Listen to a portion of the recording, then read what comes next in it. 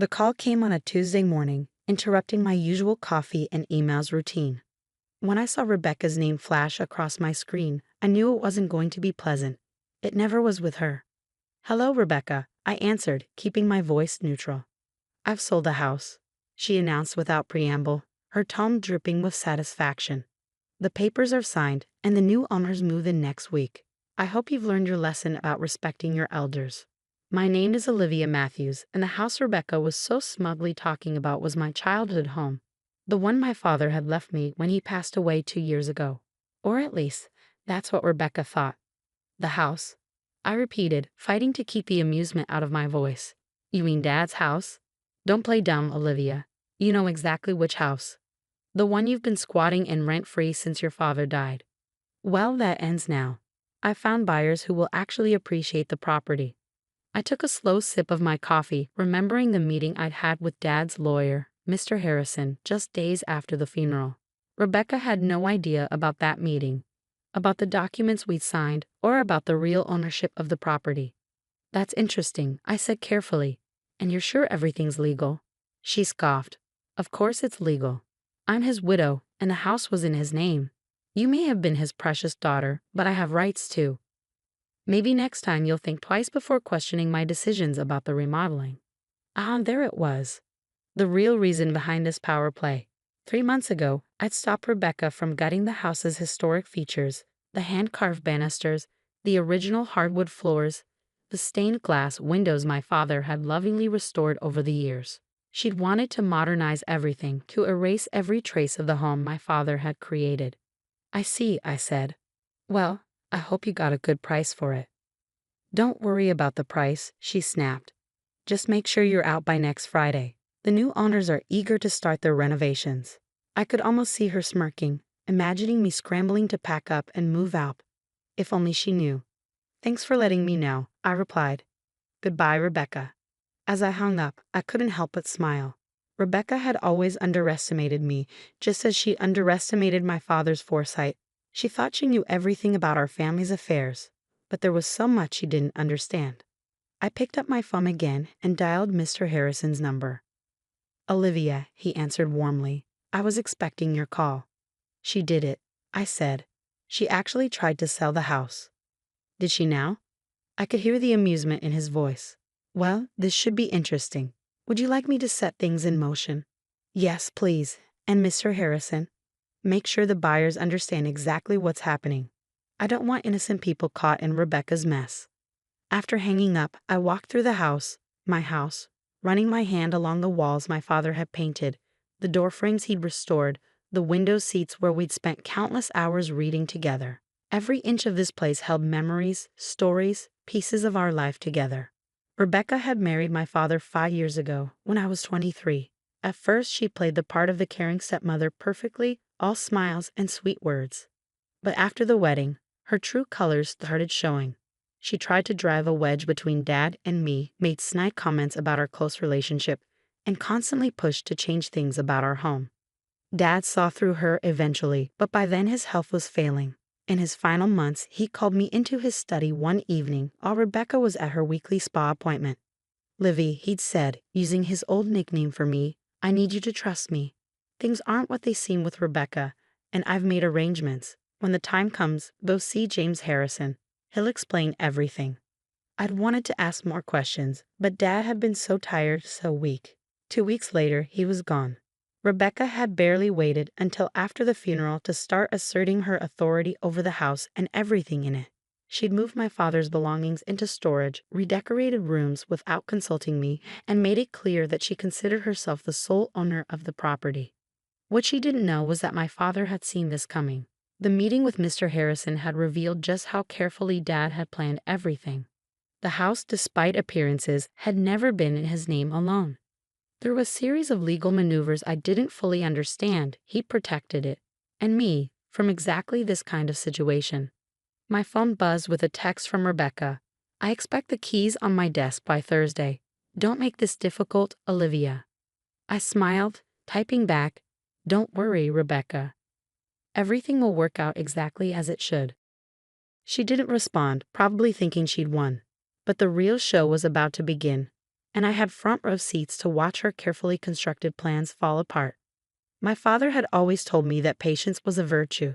Sometimes he'd say the best response is to simply wait and let people reveal their true nature. Well, Rebecca had certainly revealed hers. Now it was time for her to learn about mine. I spent the rest of the morning going through some old photos I'd found in Dad's study. There was one of us working on the house together, covered in paint and sawdust but grinning like fools. Another showed us in the garden he'd planted, surrounded by the roses he'd lovingly tended. Rebecca had wanted to dig up those roses last spring, claiming they were old-fashioned. I'd stopped her then, just as I was about to stop her now. My phone rang again. Mr. Harrison. "The wheels are in motion," he said. "The buyer's lawyer has been notified of the situation. They're understandably upset with Rebecca, but relieved they found out before money changed hands." "How long until she finds out?"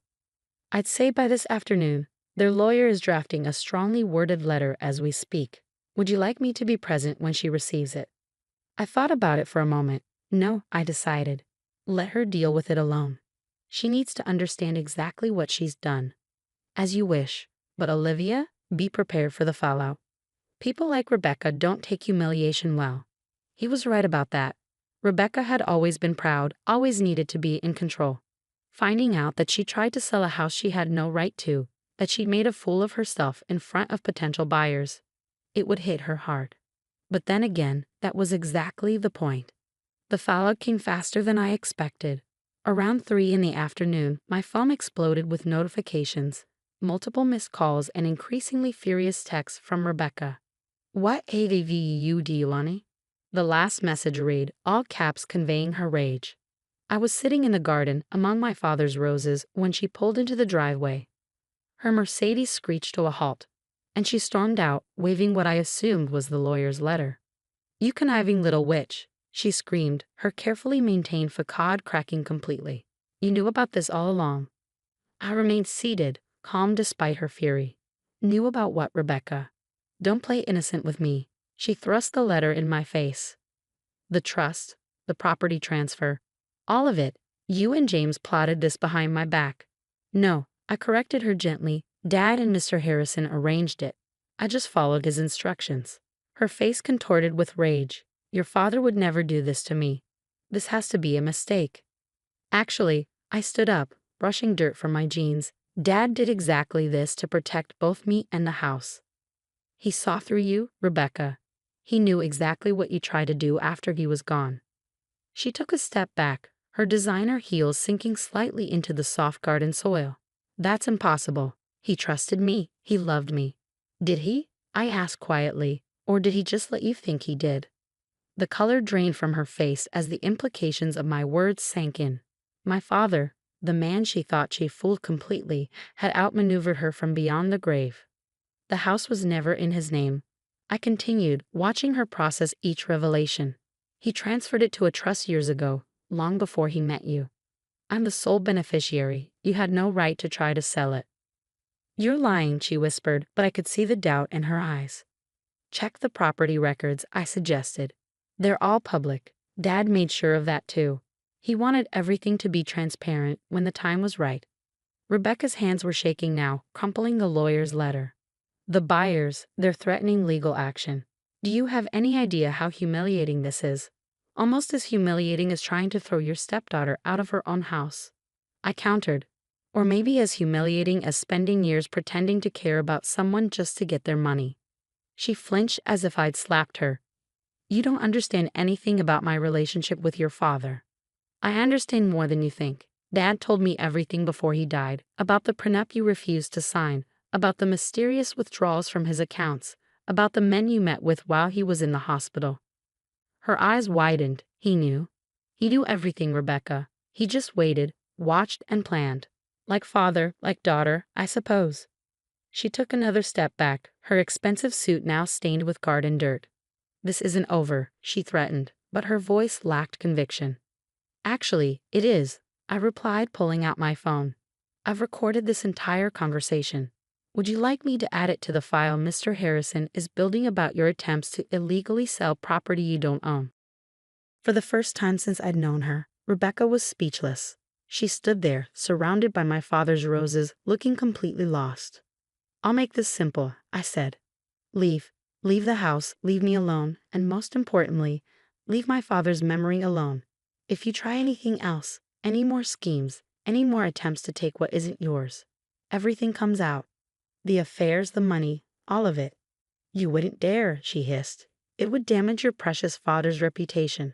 I smiled, channeling the same quiet strength I'd always admired in Dad. His reputation can handle the truth, Rebecca. Can yours? She stared at me for a long moment, calculation visible in her eyes. Finally, her shoulders slumped slightly. Fine, she spat. Keep the house. Keep your little victory, but don't think this means you've won. I already have, I said simply. I won the moment Dad saw you for who you really are. She turned and stormed back to her car, her heels sinking into the grass with each angry step. As she drove away, I noticed she dropped a lawyer's letter in the garden. Picking it up, I smoothed out the crumpled paper. The legal language was complex, but the message was clear. Rebecca had no claim to the house, had never had any claim to it, and her attempt to sell it constituted fraud. My phone buzzed. A text from Mr. Harrison. How did she take it? About as well as we expected, I replied. But I think she's done. Your father would be proud, he wrote back. He always said you were stronger than anyone knew. I looked around the garden, at the roses Dad had tended so carefully, at the house he protected so thoroughly. He'd known this day would come, had prepared for it in ways I was only beginning to understand. Rebecca had thought she was teaching me a lesson about respect. Instead, she'd learned one about underestimating people, both the living and the dead. The weeks following Rebecca's confrontation brought unexpected changes. The house felt different somehow, lighter, as if a shadow had been lifted. I spent my evenings restoring rooms to their original state, undoing Rebecca's hasty modernization attempts. One evening, while sorting through boxes in Dad's study, I found a letter addressed to me in his familiar handwriting. The envelope was dated just days before his death. My hands trembled as I opened it. My dearest Livy, if you're reading this, then everything has played out as I expected. Rebecca has probably tried to take the house by now, and you've learned of the trust arrangements I made with James. I'm sorry I couldn't tell you everything while I was alive. Rebecca was watching too closely, and I needed her to believe she had won. You see, I discovered her true nature about a year into our marriage, but by then she had already shown her hand. The mysterious illness that landed me in the hospital? Not so mysterious after all. I had James investigate, the occasional dizzy spells, the confusion, the gradual weakening. Rebecca had been adding something to my evening tea. Not enough to kill me quickly, but enough to make it look like natural decline. I played along, let her think she was succeeding. Meanwhile, I made arrangements to protect you and everything we built together. This house isn't just a building, Livy. It's our legacy, every repair and restoration a memory we shared. I know it must have hurt, watching me seem to choose her over you those last few months. Please forgive me for that deception. I needed her to believe she had complete control so she wouldn't suspect what was coming. There's more you need to know. Check behind the loose brick in the study fireplace. I left something there for you. Remember, strength isn't always about confrontation. Sometimes it's about patience, about waiting for the right moment to act. I love you, my darling girl. Dad. I sat there for a long time, tears falling onto the letter. Everything made sense now, his distant behavior in those final months, the cryptic conversations, the way he'd insisted on having tea alone with Rebecca every evening. Moving to the fireplace, I found the loose brick easily. Behind it was a small USB drive and another note. Show this to the police when you're ready. The drive contained videos from hidden cameras Dad had installed, footage of Rebecca adding something to his tea, of her secret meetings with other men, of her phone calls discussing her plans for after his death. He documented everything. My hands shaking, I called Mr. Harrison. James, I said when he answered, I found Dad's letter. And the drive.